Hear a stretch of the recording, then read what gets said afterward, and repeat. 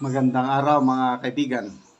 Ito po, malaking problema itong OFW online voting natin dahil marami ng OFWs nating kababayan na nag-vote na sa online, kaya lang iba ang lumalabas na pangalan.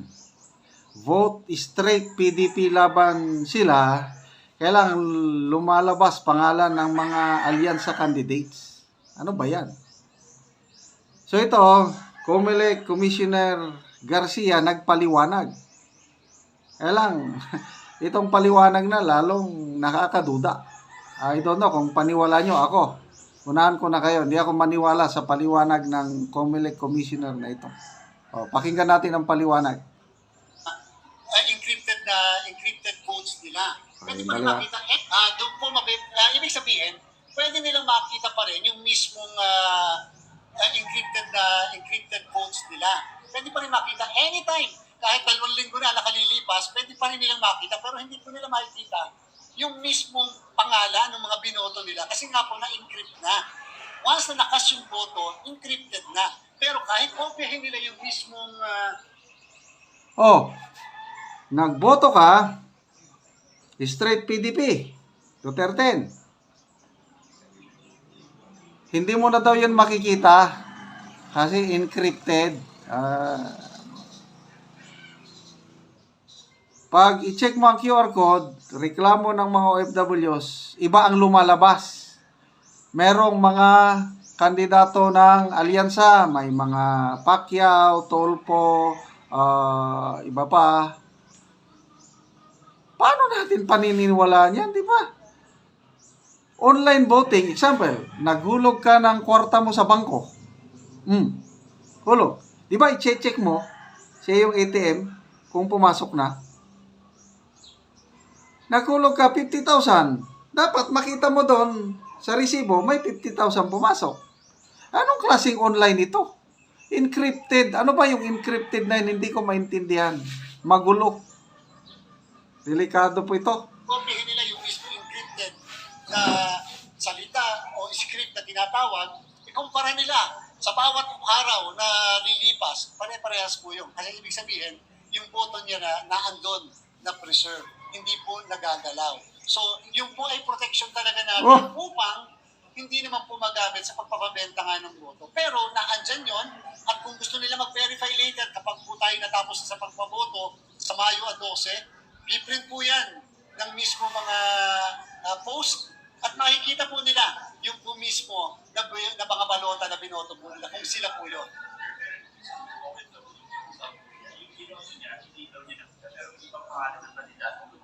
Yung po yung sinasabi natin.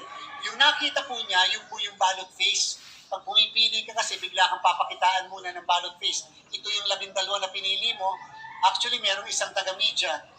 Dapat kasi bawal pero sige na lang. Hindi na natin para papay. Merong isa kasi nagpadala ng botante sa kanya, pinakita yung ballot face. Ito, yung 12 pinili niya. At ito yung party list na pinili niya. Later on, papakita ko sa inyo para makita nyo.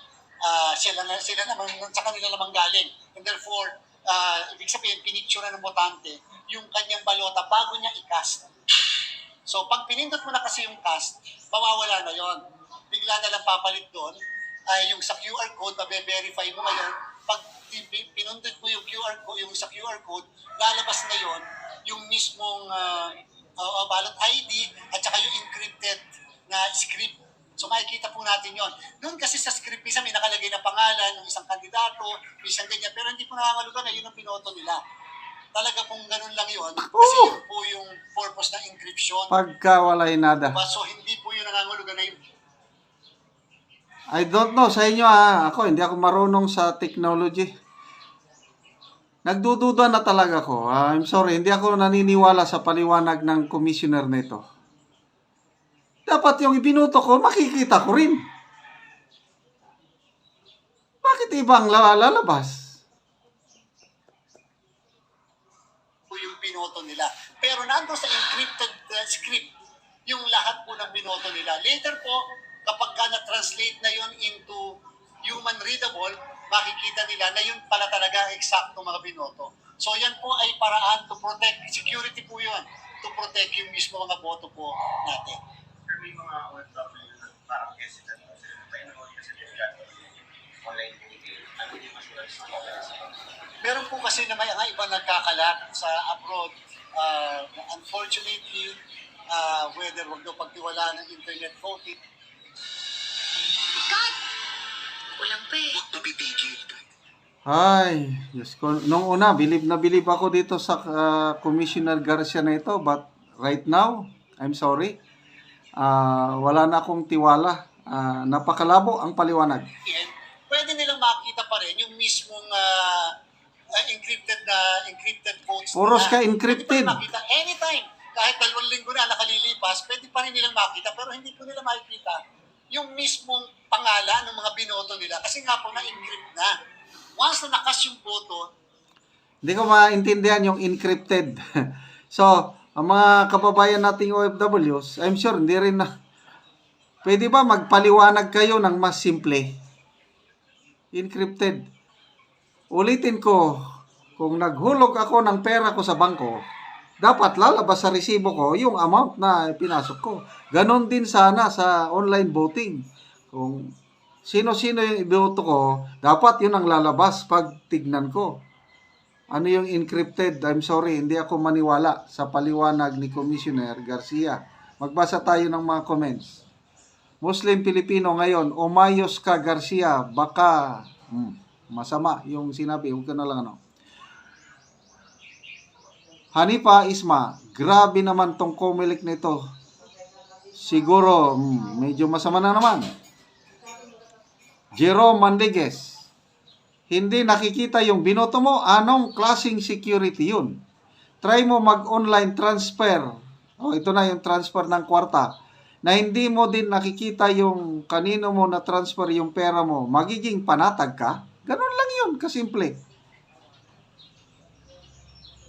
Raul Solon, pandaraya naman yan, hindi makikita daw, baka ibang lalabas, imbes PDP lalabas, alyansa. Yun. Grabe. Sienma, tama, kalukuhan na naman yan. Galagnoma, ginagawa tayong tanga. Grabe. I don't know kung ano pang gagawin natin. Sana yung petition sa Supreme Court maksyonan kaagad para failure o hindi na itutuloy itong online voting nito dahil nakakatakot. Sayang ma-disenfranchise ang ating mga OFW. Okay mga kaibigan, salamat sa inyong pagsubaybay sa ating channel. Nakakatulong kayo ng malaki sa Tribong Talandig dahil ang sweldo sa channel na ito is pantulong sa Tribong Talandig sa Bukidnon. Namimigay tayo ngayon ng mga yero at pako para ma-repair ang sira-sirang bahay ng Tribong Talandig. Panoorin nyo ang video na ito.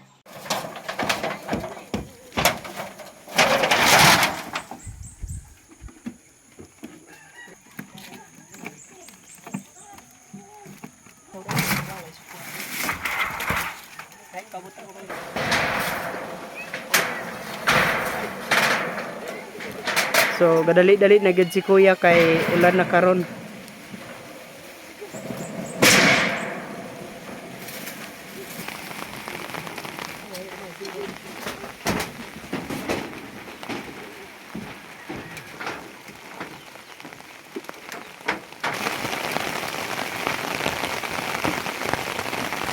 Gadali-dali si Kuya nga ulan kay at least daw nga natakaan og gero og makaatop na siya.